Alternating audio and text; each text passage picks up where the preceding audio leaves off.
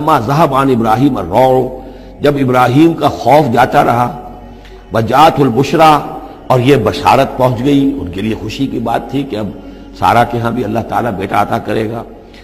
یجادلنا فی قوم لوط، اب اس نے جھگڑنا شروع کر دیا ہم سے قوم لوط کے بارے میں۔ یہ مجادلہ جو ہے یہ تورات میں بڑی تفصیل سے آیا ہے کہ دیکھو تم جو جا رہے ہو، اگر اس شہر کے اندر، ان بستیوں کے اندر 50 آدمی بھی راست باز ہوں گے تو کیا کرو گے؟ کیا پھر بھی ہلاک کر دو گے؟ فرشتوں نے کہا نہیں، اگر 50 آدمی وہاں ہوئے، اگر راست باز ہوئے تو ہم ہلاک نہیں کریں گے۔ اچھا دیکھو، میری کوئی حیثیت نہیں ہے، میں بہت ناچیز ہوں، لیکن میں پھر جرأت کرتا ہوں، میں اللہ سے عرض کرتا ہوں کہ اچھا ہو سکتا ہے 40 ہوں وہاں پر، تو پھر اچھا 40 بھی ہوئے تو پھر ہم ان کو بھی پھر چھوڑ دیں گے، بستیوں کے اوپر عذاب نہیں آئے گا۔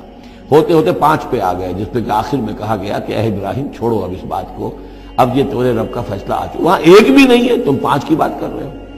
وہاں تو سوائے حضرت لوط علیہ السلام کے خود اور ان کی 2 بیٹیوں کے اور کوئی بھی نہیں تھا کہ جو ان شہروں میں سے بچا ہو۔ تو یجادلنا فی قوم لوط، اب وہ قوم لوط کے بارے میں ہم سے جھگڑنے لگے، یعنی چونکہ وہ حلیم الطبع تھے، طبیعت میں نرمی تھی، وہی جو حضور کی طبیعت میں بھی تھی، حضرت ابوبکر کی طبیعت میں بھی تھی، اس وجہ سے انہوں نے کہا کہ عذاب سے بچنے کی کوئی شکل ہو سکے۔ ان ابراہیم لحلیم اواہ منیب، 3 الفاظ جمع کر دیے گئے۔ یقیناً ابراہیم بہت ہی حلیم بھی تھا، بہت ہی نرم دل تھا، اور بہت ہی اللہ کی جناب میں رجوع کرنے والا تھا۔ یا ابراہیم عارض عن ھذا، تو اب کہا گیا ان سے کہ ابراہیم اب چھوڑیے، اب اس بات سے آپ ذرا قطع تعلق کیجئے۔ انہ قد جاء امر ربک، یہ تو اب آپ کے رب کا فیصلہ آ چکا ہے۔ وانہم آتیہم عذاب غیر مردود، اب ان پر وہ عذاب آ کر ہی رہے گا جسے لوٹایا نہیں جا سکے گا۔ وَلَمَّا جَاءَتْ رُسُلُنَا لُوطًا سِیءَ بِهِمْ وَضَاقَ بِهِمْ ذَرْعًا، تو جب آئے ہمارے یہ فرشتادے بھیجے ہوئے، ہمارے یہ پیغامبر، یہ فرشتے لوط کے پاس، سِیءَ بِهِمْ، وہاں پر یہ بھیجے گئے تھے بہت خوبصورت لڑکوں کی شکل میں، اور ان کے ہاں جو تھا معاملہ، آپ کو معلوم ہے کہ جو عبرت پرستی ان کے ہاں تھی اور جو سوڈمی تھی، تو یہ لڑکے خوبصورت آ گئے تو اس قوم کے لیے، تو ان کے لیے جشن ہو گیا کہ ہمارے لیے شکار آ گئے ہیں بہت اچھے، لوط کے ہاں بڑے عمدہ شکار پہنچے ہیں، لہذا وہ سب غول کے غول اب آ رہے ہیں، حضرت لوط علیہ السلام کے گھر پر چڑھائی کر رہے ہیں۔ تو جب ہمارے یہ فرشتادہ، ہمارے یہ جو نوجوان لڑکوں کی شکل میں جن کو بھیجا گیا تھا فرشتوں کو، جب پہنچے حضرت لوط کے پاس سیئ بہم، وہ ان کو دیکھ کر بہت غمگین ہوا کہ یہ بڑا میرے لیے،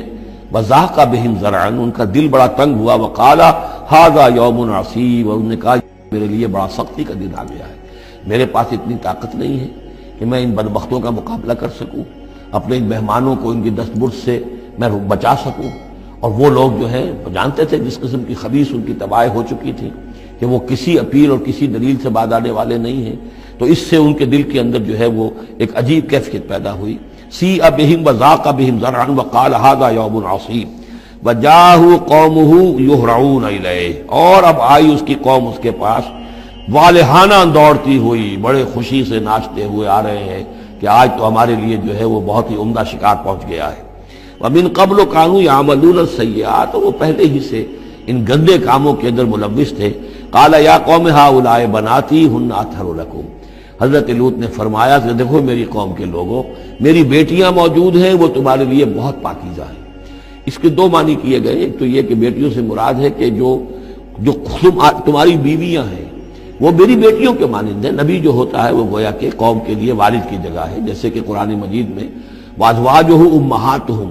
حضور کی تمام ازواج جو ہیں وہ پوری امت کے لیے ماؤں کے درجے میں ہیں، تو گویا کہ میری بیٹیاں ہیں، اللہ نے تمہارے لیے ان کو پیدا کیا ہے، تمہارے لیے جوڑا بنایا ہے، وہ پاک جو ہے تمہارے لیے راستہ، اپنی شہوت کی کے تقاضے کو پورا کرنے کے لیے صحیح راستہ اس کو چھوڑ کر، اور یہ بھی ہو سکتا ہے کہ انہوں نے اپنی بیٹیوں ہی کو پیش کیا ہو کہ تمہیں اگر کرنا ہی ہے تو نکاح کر لو، میں اپنی بیٹیاں تمہیں نکاح میں دینے کو تیار ہوں، لیکن میرے جو یہ مہمان ہیں ان کے بارے میں مجھے رسوا نہ کرو۔ قال یا قوم هؤلاء بناتی هن اطہر لکم فاتقوا اللہ ولا تخزون فی ضیفی، تو اللہ کا خوف کرو اور دیکھو مجھے میرے مہمانوں کے معاملے میں رسوا مت کرو۔ الیس منکم رجل رشید، کیا تم میں کوئی ایک آدمی بھی شریف اور کوئی ایک آدمی بھی نیک چلن نہیں رہا؟ یعنی کوئی تو تم میں سے ایسا نکل آتا جو میرا ساتھ دیتا، جو میری ہاں میں ہاں ملاتا، تم میں تو معلوم ہوتا کہ کوئی ایک شخص بھی شریف النفس باقی نہیں رہا۔ قالوا لقد علمت ما لنا فی بناتک من حق، انہوں نے کہا کہ اے لوط تمہیں خوب معلوم ہے تمہاری بیٹیوں پر ہمارا کوئی حق نہیں ہے۔ اس سے معلوم ہوتا ہے وہ دوسری ہی بات ہی زیادہ راجح ہے وَإِنَّكَ لَتَعْلَمُ مَا نُرِيدُ، اور تم خوب جانتے ہو جو ہم چاہتے ہیں، یعنی باتیں مت بناؤ، ہماری توجہ جو ہے ادھر ادھر لے جانے کی کوشش نہ کرو، تم جانتے ہو ہم جو چاہتے ہیں، جس کے لیے ہم حاضر ہوئے ہیں، جس کے لیے ہم پہنچے ہیں۔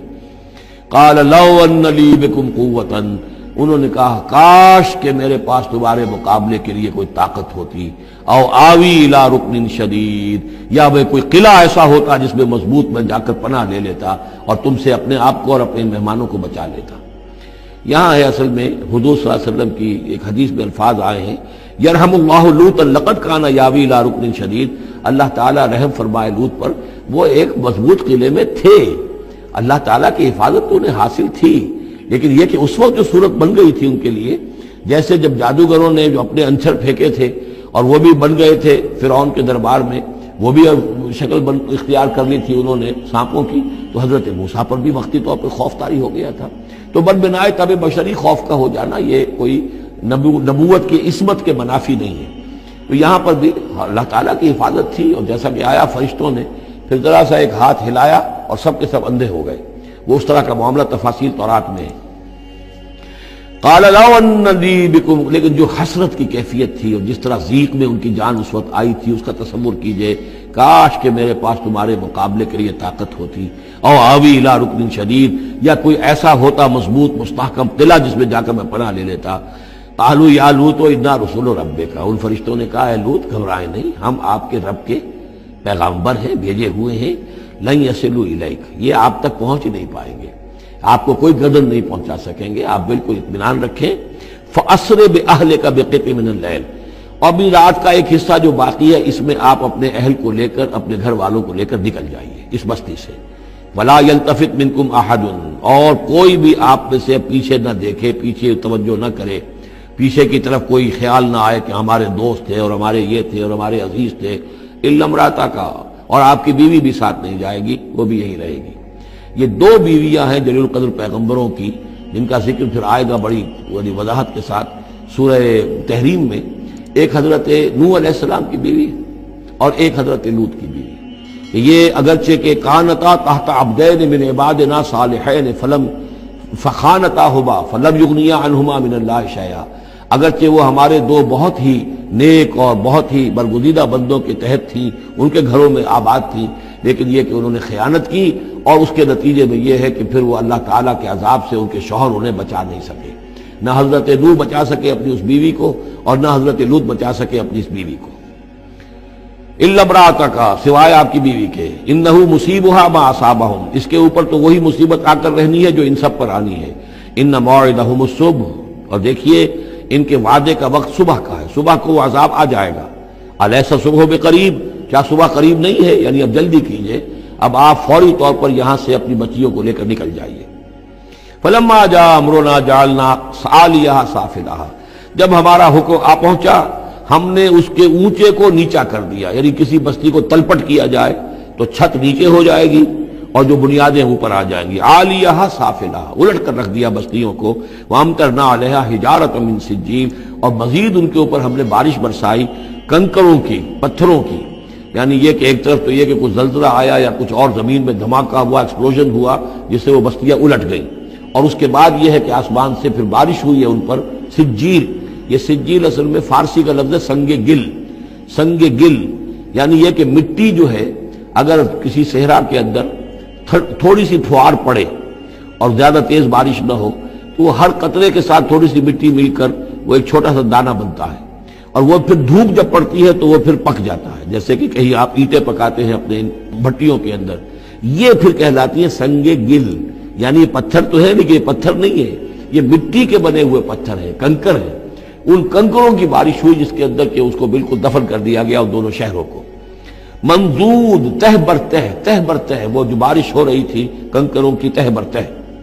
مسومۃ عند ربک، اور وہ نشان زد تھے تیرے رب کی طرف سے، یعنی ہر ایک کے لیے معلوم تھا کہ کس کو کون سا پتھر لگنا ہے اور کون سا جو شخص ہے اس کی ہلاکت کس کے ذریعے سے ہونی ہے۔ وما ہی من الظالمین ببعید، اور یہ ان ظالموں سے کوئی زیادہ دور نہیں ہے، یعنی جو مشرکین مکہ ہیں، جو قریش ہیں اور عرب کے جو مشرک ہیں، ان سے یہ بستیاں کوئی دور تو نہیں ہیں، اس لیے کہ یہ جب جاتے تھے فلسطین کی طرف اپنے قافلے لے کر تو یہاں سے گزرتے تھے۔ قوم سمود کا مسکن بھی ان کے راستے میں آتے تھے، قوم مدین کا علاقہ بھی ان کے راستے میں آتا تھا، پھر یہ عمورہ اور صدوم کی بستیوں کے جو ہیں یہ بھی کچھ ان کے جو آثار باقی رہ گئے تھے وہ بھی آتے تھے۔ وَلُوطًا، اور ہم نے بھیجا تھا لوط کو، اِذ قَالَ لِقَوْمِهِ، جب کہ انہوں نے کہا تھا اپنی قوم سے، أَتَأْتُونَ الْفَاحِشَةَ وَأَنْتُمْ تُبْصِرُونَ، کیا تم دیکھتے ہوئے فحش کا حرکت کا ارتکاب کرتے ہو؟ یعنی یہ بھی معلوم ہوتا ہے کہ ان کے ہاں یہ مسئلہ اس درجے گندگی کو پہنچ گیا تھا کہ علی الاعلان مجلس کے اندر یہ حرکتیں کرتے تھے۔ أَإِنَّكُمْ لَتَأْتُونَ الرِّجَالَ شَهْوَةً فِي دُونِ النِّسَاءِ، کیا تم مردوں کی طرف کا رخ کرتے ہو شہوت کے ساتھ عورتوں کو چھوڑ کر؟ بل انتم قوم تجہلون، لیکن تم تو واقعتاً یہ کہ بہت ہی جہالت میں مبتلا ہو چکے ہو۔ فما کان جواب قومہ، تو نہیں تھا اس کی قوم کا جواب، الا ان قالوا، مگر یہ کہ انہوں نے کہا اخرجوا آل لوط من قریتکم، نکال باہر کرو لوط والوں کو، لوط کے گھر والوں کو اپنے شہر سے، انہم اناس یتطہرون، یہ تو بڑے پاک باز لوگ ہیں، بڑے طہارت اور بڑی پاکیزگی رکھنے والے لوگ ہیں۔ فانجیناہ واہلہ، تو ہم نے نجات دی اس کو اور اس کے گھر والوں کو، الا امرأتہ، سوائے اس کی بیوی کے، قدرناہا من الغابرین، یہ ہم نے مقرر کر دیا تھا کہ وہ پیچھے رہنے والوں میں ہوگی۔ وامطرنا علیہم مطرا، اور ہم نے ان پر ایک بارش برسائی، فساء مطر المنذرین، تو بہت ہی بری بارش تھی وہ کہ جو ان لوگوں پر برسائی گئی کہ جن کو خبردار کر دیا گیا تھا۔